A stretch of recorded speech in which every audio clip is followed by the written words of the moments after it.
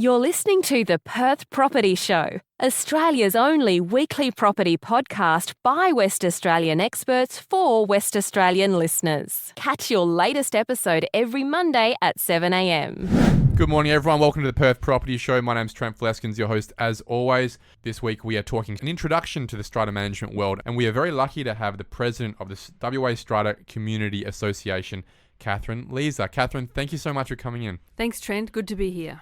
Hey, you're also a councillor in the city of Perth. That's a pretty cool mix you've got, especially when you're talking about strata. You've got a lot of strata in the city of Perth. Yes, absolutely. It's not the highest density, but it's certainly the tallest density. Yeah, very much so. And how are you finding that since October when you were voted in? Oh, it's fabulous. So interesting. There's so much going on in the city, and I encourage all your listeners to come into the city because there's an awful lot of festivals, activities, and interesting family-friendly events.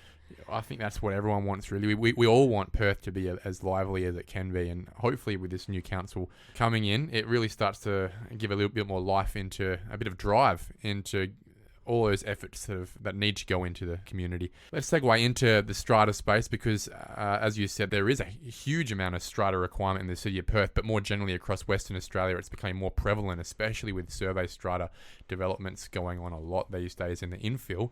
How does your role affect that situation? What do you do every day as the president of the WA Strata Community Association? Our association initially was set up to be the Association for Strata Managers. So at Strata Communities, we have education, but we have education not for just strata managers and not just for service providers, but we also have owner education.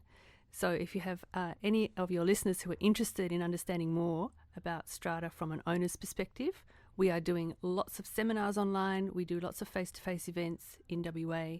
So go to our website, which is just strata.community. That's it. Easy. Strata.community. Wow, it's okay. really easy. No, nothing else. No gov, no com? No, Yep. nothing else. And have a look at what we offer.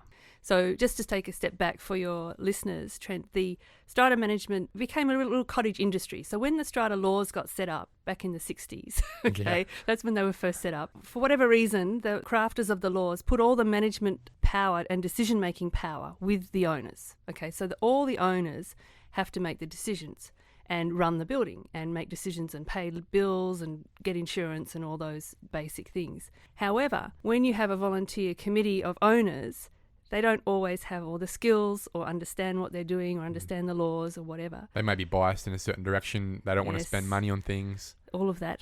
Yep. And strata management kind of just grew out of the need to help the owners. So it kind of grew as a cottage industry to start with, and then it got bigger and bigger and more professional. And we are, as you mentioned, the association that represents all the strata managers, not just in WA, but all through Australia. That's amazing. Now, strata managers are not property managers, are they? No, not even close. So their best description, I guess, is an administration function. So as I said before, all of the management is vested in the owners or a subset of the owners. So you might call the subset of the owners the Strata Council or the Council of Owners. Decisions are only made generally at an AGM or by the Council of Owners or what we now call the Strata Council. However, the strata managers are there as an administrative backup. So they will do things like send out work orders, pay bills, do the BAS, make sure the property is insured, and carry out the directions of the owners. They actually don't make any decisions. They actually don't go to the building. All the decisions and all the information is with the owners. The strata managers just purely do the administration function. So the strata managers manage the building itself. Property managers obviously manage the individual apartments. Yes, that's right. So there's a good synergy between, and what we like to see is property managers working well with strata managers. They're very different professions. And the strata managers need to know if something's going wrong inside an apartment. It may be something to do with the building itself, the whole building, but then again, it may just be an individual owner's responsibility. So the two have to work really well together to solve any of these problems. So it might be one of the situation where I'm on the 3rd floor and something's leaking through my ceiling. Something has come from the 10th floor. That's where the strata manager gets involved on a whole of building situation. Yeah, absolutely. So somebody needs to diagnose where that water is coming from, and water, as we all know, is very tricky to work out, and it's even trickier when it's coming down levels and spreading across levels and through various apartments. Yeah. Are there many strata managers that you know of that used to be property managers or real estate agents or had come from the property industry? Absolutely. The skills are very transferable because it's basically customer service and then administration and making sure work orders are sent out and making sure the work's carried out and then paying people. So it's very similar functions. Strata management sits in a whole different world of its own legislation. So there is a whole lot of other things that a strata manager needs to know. So both property managers and strata managers need to know things like occupational health and, basic things like that. But when it comes to strata management, they need to understand the strata management laws, and that's a whole different universe to property management. So we've spoken about that skill set, that background, but what about qualifications? If I don't have any specific qualifications in strata management, for example, a diploma of strata something, could I just start a strata management business tomorrow? A long answer to a simple question. The new strata laws were enacted on the 1st of May 2020. And they brought in a whole lot of qualification requirements, and we are in what's called the transition period. So you can't suddenly say to an industry of 2,000 people, suddenly you've got to have a certificate for qualification. People with 40 years experience. Exactly. Yep. So they've given everybody 4 years to get those qualifications. So by the time we get to 2024, yes, the answer to your question is yes, everybody getting into the industry will need to have some qualification to get in and obtain it within 2 years. But at the moment, we're in this transition where you don't need to. So is that going to be a Cert 4 from TAFE? There's multiple Cert 4s. We have one. There's a company called ACOP. TAFE does one. All right. So in the next few years, we're going to be qualified. So really builds out that service there. It's quite separate to a property manager. Is it a big industry? Are there many companies that do strata management? Are there big front runners? Like in real estate, for example, there are big national brands like your Ray Whites, your Professionals, all those sort of things. And then there are a lot of boutique brands. Is it the same in strata management? In WA, there is one very large strata management company, and then there's a whole lot of sort of, let's call them second tier, but still large companies. And then there's the next level down, which becomes smaller, right down to your single person companies. There's also some strata management businesses which sit in the back of a real estate agent's office. So there might be a real estate agent office that does full service of everything: sales, property management, and strata management as well. Yeah, they got the strata guy who sorts out a few of the apartment buildings they manage, maybe. Yeah, exactly. But to give you a sense of the size of the industry, as of the 31st of May 2021, there are 76,000 odd strata schemes in WA. So survey strata developments or apartment developments, something like that. Yes, but here's the interesting thing. Of those 76,000 strata schemes, 71,000 of them are less than 10 lots schemes. Yeah, so our triplexes, our quads, our townhouse developments. Exactly. So when you think about strata management, when you have a small lot scheme, some of those schemes choose to self-manage. So they do not have to. There's nothing in the law that says you have to have a strata manager. So if you have the skills in-house and you understand how to do insurance and do your BAS and do all of the things that you have to do under the law, you can certainly manage it yourself. However, the strata managers do generally operate in the larger schemes. So if we're talking the other 5,000 odd schemes that are above 10 lots each, that's where you get the strata managers have the most impact. And of course, they help all the owners out. Yes, we recognise with apartment buildings, you need a strata manager. It's too much to handle, and most of the time it's not owned by one person. Yeah. Do you think that the triplex, the quad, the 6 townhouses, do they need a strata manager? Because the rules don't actually require you to need one, right, for a lot of these? No, you don't need one. For any of them. No. If you own an apartment building of 40 apartments or 100, you don't actually need a strata manager if you want to do it yourself, right? That's it's not advisable. It's not advisable because it's very complex. There's so many parts of the strata legislation that you must comply with, and the fines are quite substantial. A bit like the real estate industry, you can get a $3,000 fine if you don't comply. So one of the things that came in with the new laws last year was that all schemes over 10 lots must have a 10-year plan, a 10-year maintenance plan. So if you haven't got that and you don't know how to get that, that's one of the things that your strata manager can help you out with. They certainly do BASs and or your accounting, work orders, pay bills. They have access to a whole lot of trade people and accredited tradespeople. So also at Strata Community Association, we have education for people who work in strata. So for your painters and your building managers and everything.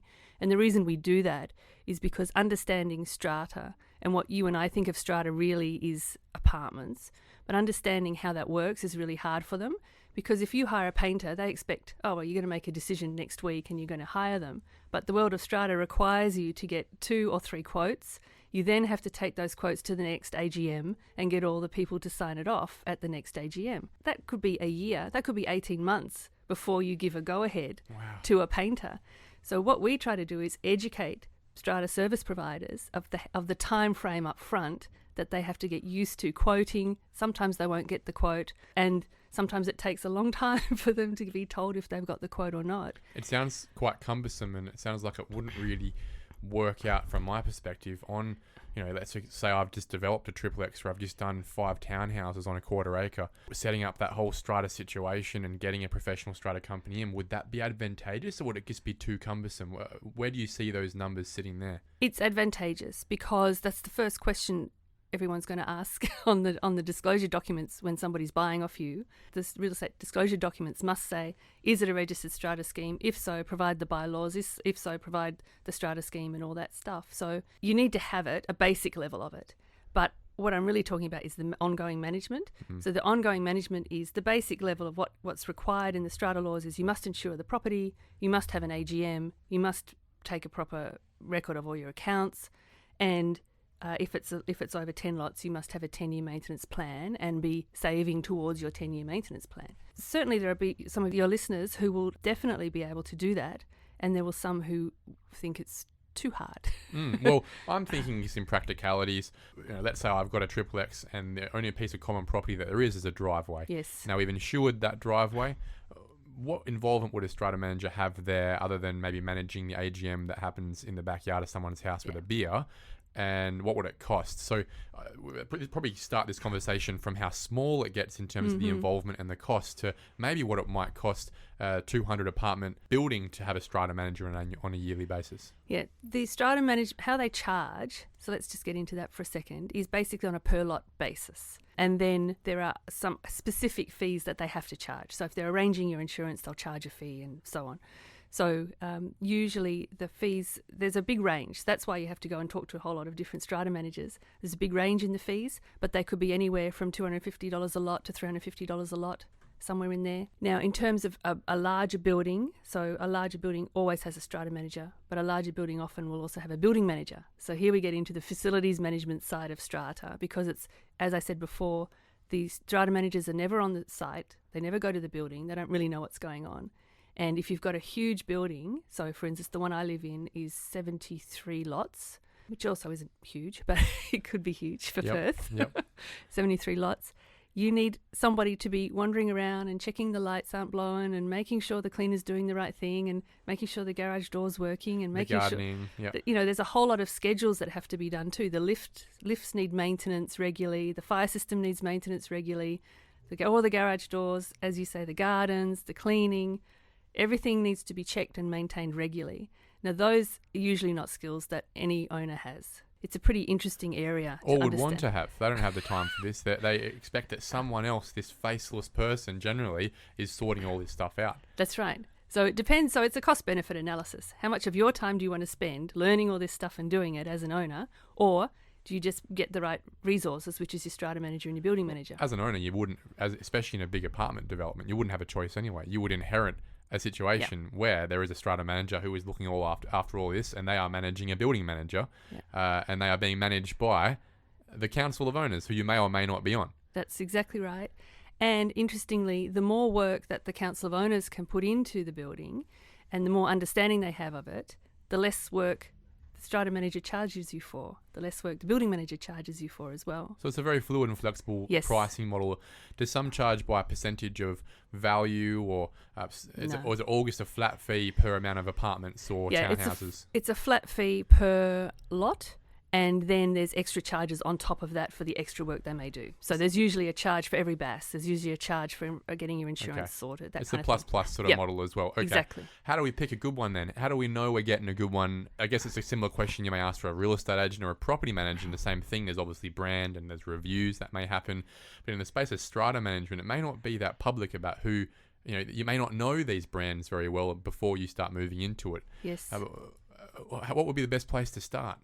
Well, Strata Community Association, as the Association for Strata Managers, we make sure all of our members, they do CPD points every year, they're qualified, and they have regular training on new things like the new laws and so on.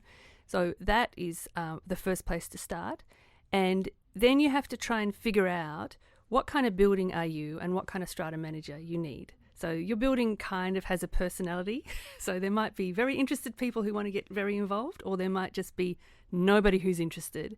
Then you have to figure out what's the right strata manager to fit your building's personality. That's not always the easiest thing.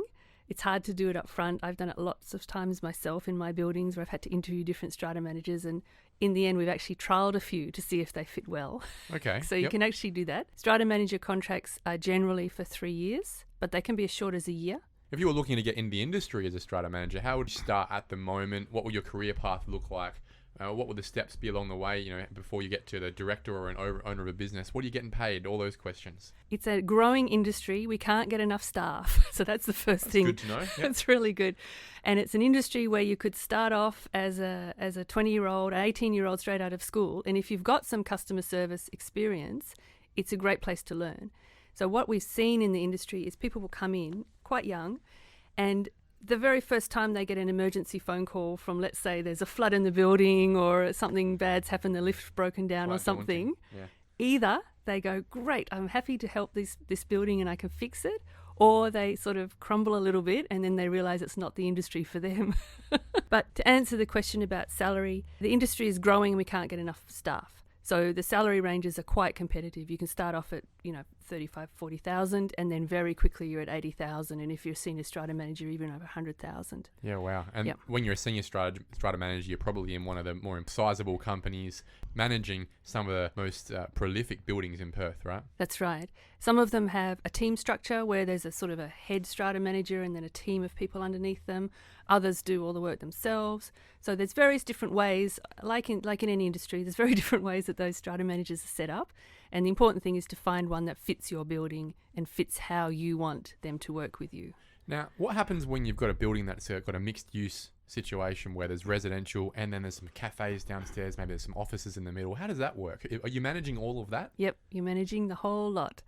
It's always very hard in apartment buildings because there's quite a lot of competing interests. So you've got competing interests from commercial owners. So the commercial offices want everything to look nice during the day. They don't really come there at night. They're never there on the weekends. They don't see that part.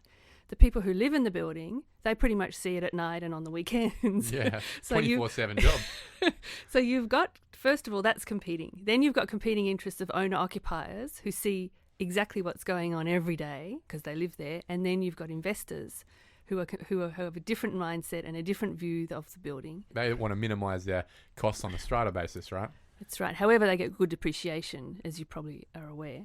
But there are always competing interests in any building. It just makes it a little bit more complex when there's mixed use between commercial and residential. Yeah, but it can work really well for things like embedded networks and solar and batteries. If we ever get into that very big discussion, that's starting to happen in Perth, isn't it? One of the first ones to start to hit that is the Montreal Commons development happening in Fremantle by OP Properties, who've had Luke Parker in talking about that before. It's an exciting space where they're going to be Australia's first carbon neutral development, bringing in these shared self-generating solar power sort of stuff. And I guess that's a massive space where strata needs to step their game up and be ready for that, right?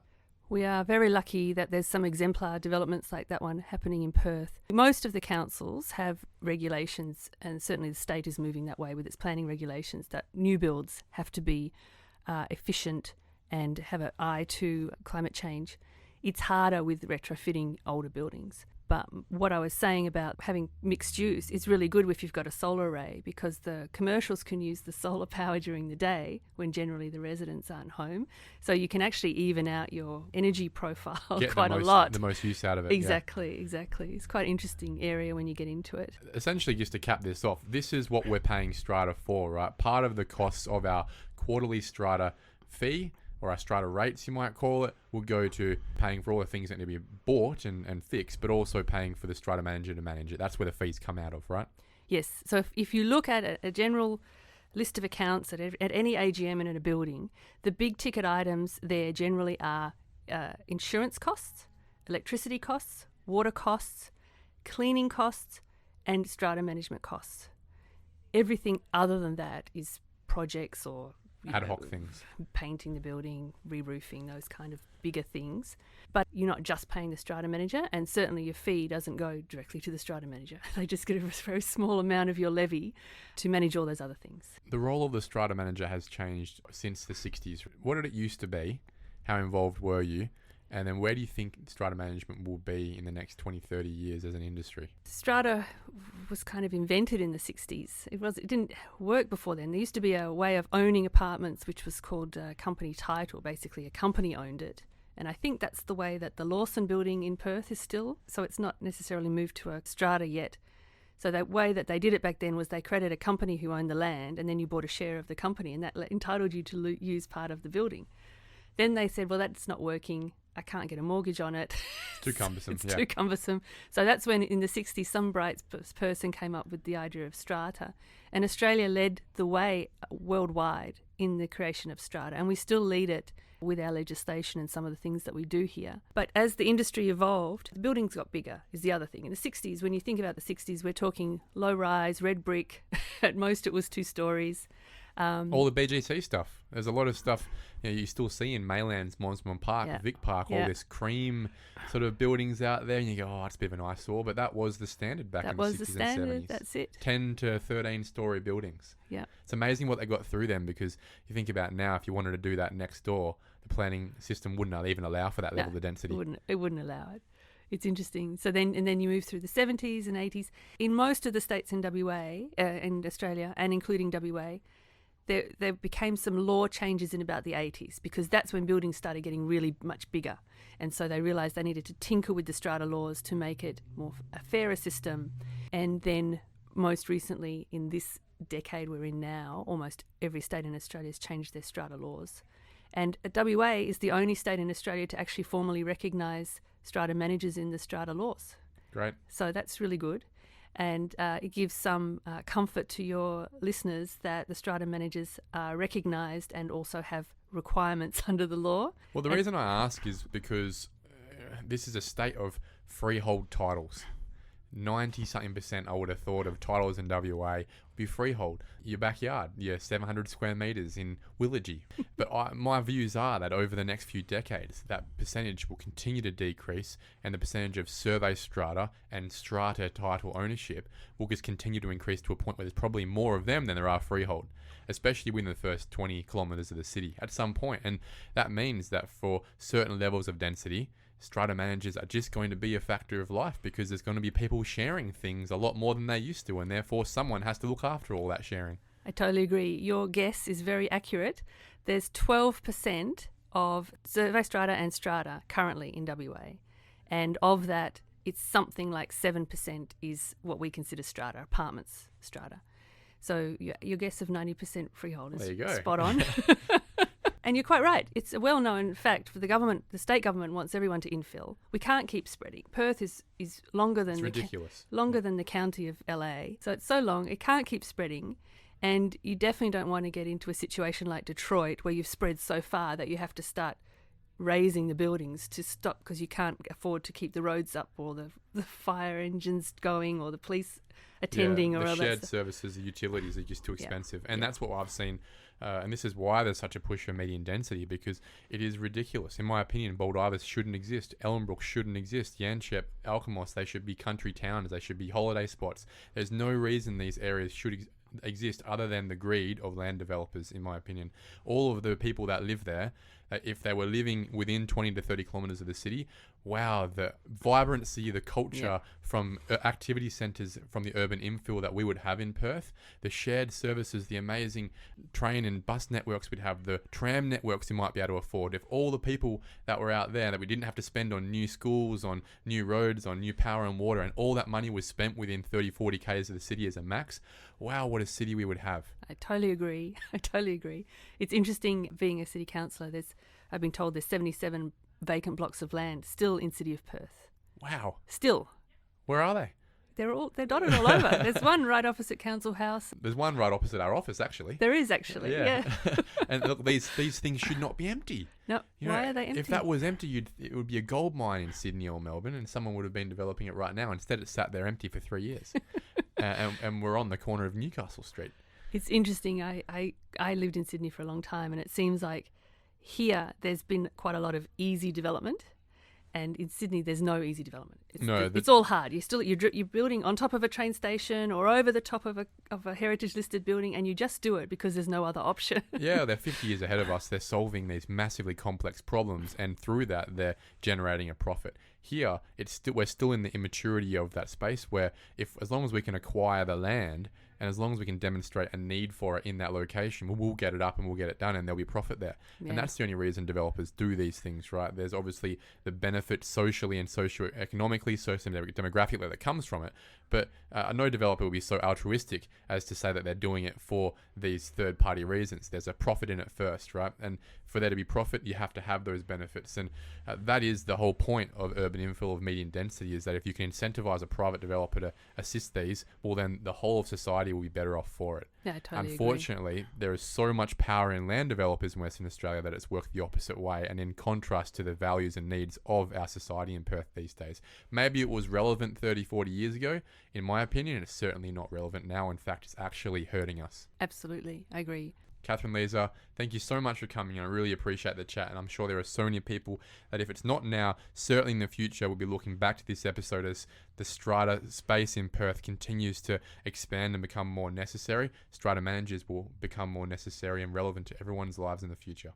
Thank you so much. Thank you.